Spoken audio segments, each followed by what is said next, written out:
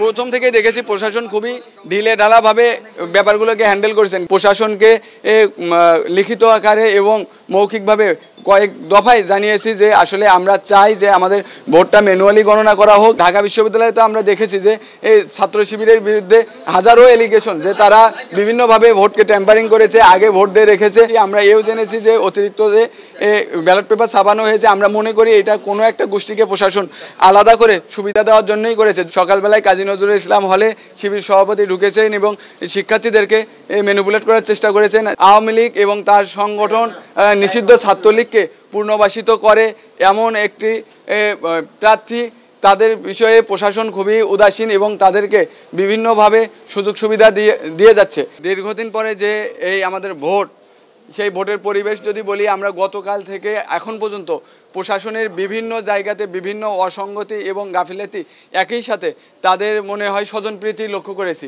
এই নির্দিষ্ট একটি ছাত্র সংগঠন এবং আমরা জানি 24-এর যে ফ্যাসিস্ট আওয়ামী লীগ এবং তার সংগঠন নিষিদ্ধ ছাত্রলীগকে পুনর্বাসিত করে এমন একটি প্রার্থী, তাদের বিষয়ে প্রশাসন খুবই উদাসীন এবং তাদেরকে বিভিন্নভাবে সুযোগ সুবিধা দিয়ে যাচ্ছে। আমরা গতকাল দেখেছি যে নির্বাচন কমিশনে শিবির সভাপতি একদম প্রকাশ্যেই সেখানে অবস্থান করেছেন এবং নির্বাচন কমিশন থেকে শুরু করে প্রশাসনকে প্রভাবিত করার চেষ্টা করেছেন। আমরা জানি আমাদের ভোট গণনার যে মেশিনগুলো নিয়ে আসা হয়েছে সেগুলো এক প্রকার একটি ছাত্র সংগঠনের মদতপুষ্ট লোক বা তাদের কোম্পানির কাছ থেকে নিয়ে আসা, যার জন্য আমরা গতকাল থেকে প্রশাসনকে লিখিত আকারে এবং মৌখিকভাবে কয়েক দফায় জানিয়েছি যে আসলে আমরা চাই যে আমাদের ভোটটা ম্যানুয়ালি গণনা করা হোক। এবং একই সাথে আমরা দেখেছি যে সকালবেলায় কাজী নজরুল ইসলাম হলে শিবির সভাপতি ঢুকেছেন এবং শিক্ষার্থীদেরকে ম্যানিপুলেট করার চেষ্টা করেছেন, যেখানে দেখবেন যে শিক্ষার্থীরাই আসলে তাকে গ্রহণ করেনি, তাকে হল থেকে বের করে দিয়েছে।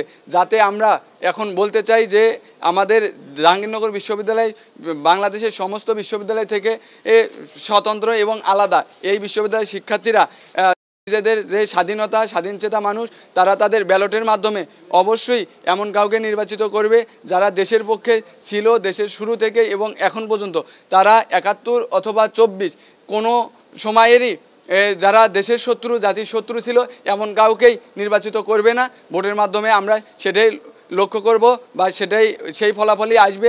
আমরা বলেছি যে জাহাঙ্গীরনগর বিশ্ববিদ্যালয় কিন্তু ভোটের পরিবেশ বিঘ্নিত করার জন্য ছাত্র শিবির একটি পায়তারা করেছে এবং ঢাকা বিশ্ববিদ্যালয়ে তো আমরা দেখেছি যে এই ছাত্র শিবিরের বিরুদ্ধে হাজারো এলিগেশন যে তারা বিভিন্নভাবে ভোটকে ট্যাম্পারিং করেছে, আগে ভোট দিয়ে রেখেছে, যার জন্য আমরা ঢাকা বিশ্ববিদ্যালয়ে যেটা দেখেছি সেটার প্রভাব কোনো ক্রমেই জাহাঙ্গীরনগর বিশ্ববিদ্যালয়ে পড়বে না। কারণ আমি বারবার বলেছি যে জাহাঙ্গীরনগর বিশ্ববিদ্যালয় সব কিছুতেই আলাদা।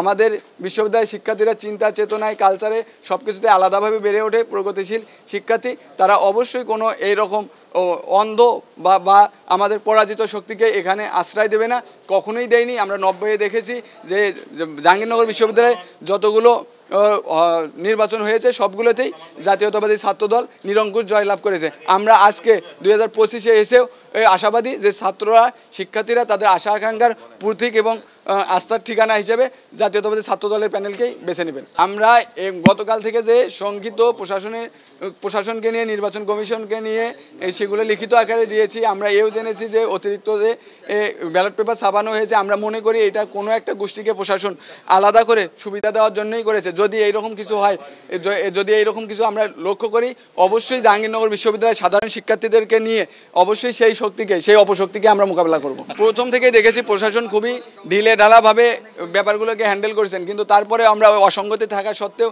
আমরা এটা যেহেতু নির্বাচনটা হচ্ছে বা শিক্ষার্থীদের যে চাওয়া পাওয়া সেইটা পূরণের জন্য, গণতান্ত্রিক যাত্রাকে এগিয়ে নিয়ে যাওয়ার জন্য যে ধাপটা, এটা যাতে কোনো ক্রমেই বাধাগ্রস্ত না হয়, কারণ আমরা গণতন্ত্রের পক্ষের শক্তি। যার জন্যই আমরা প্রশাসনকে বলেছি যে নির্বাচনকে বাধাগ্রস্ত না করে আপনারা আপনাদের অসঙ্গতিগুলোকে সংশোধন করুন।